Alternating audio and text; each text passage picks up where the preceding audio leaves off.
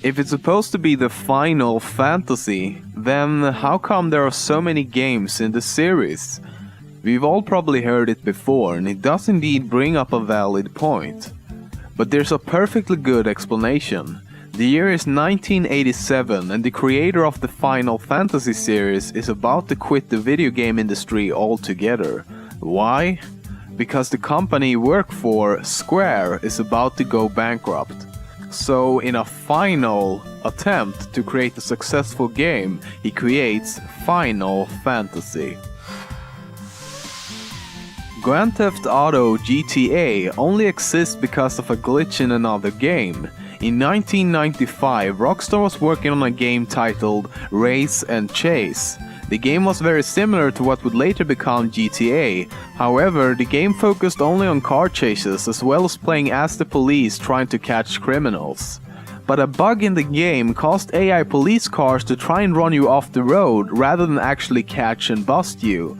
This was popular enough with testers that the model of the game was reworked to better suit this dynamic, and so GTA was born.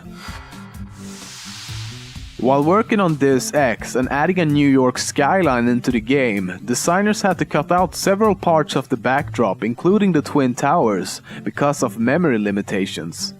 Gamers noticed this, and when they complained, the developers of Deus Ex explained that the towers had been destroyed by terrorist attacks in the game. The game was released over a year before the actual 9/11 terrorist attacks. The Xbox was originally named DirectX, as it was initially designed to show how Microsoft's DirectX graphics technology could benefit the console market. The Bioshock series is well known for its enemies such as the Big Daddies and Little Sisters. However, before coming up with the idea for Little Sisters, the creators had a few other ideas in mind. At first, the Little Sisters, or Gatherers as they were called at the time, was designed based on a sea slug and looked like this. But nobody seemed to empathize with the character that much.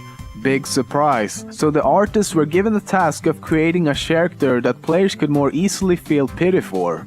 One artist sketched up this design of a dog in a wheelchair, and another was that of a toad with a funnel attached to its anus.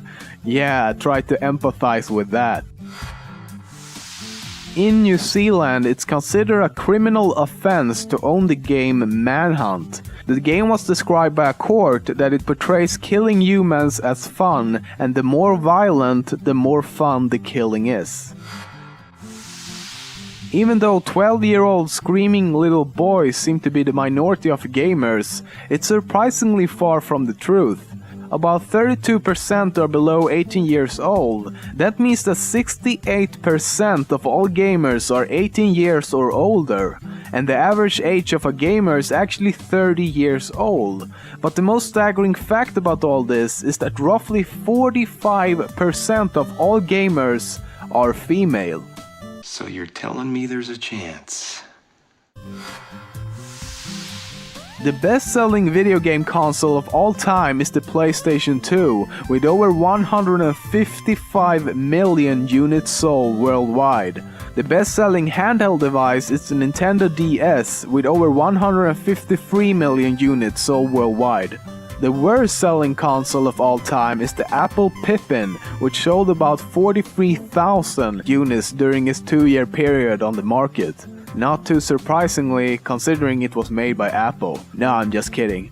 Not really, but the failure had to do with its price. It had a price tag of $599, and the competing consoles were much cheaper as well as better in performance and features.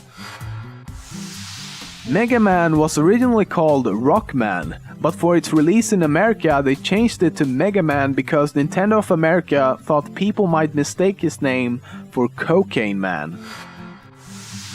At roughly $270 million, Grand Theft Auto 5 currently has the largest budget of any game in history.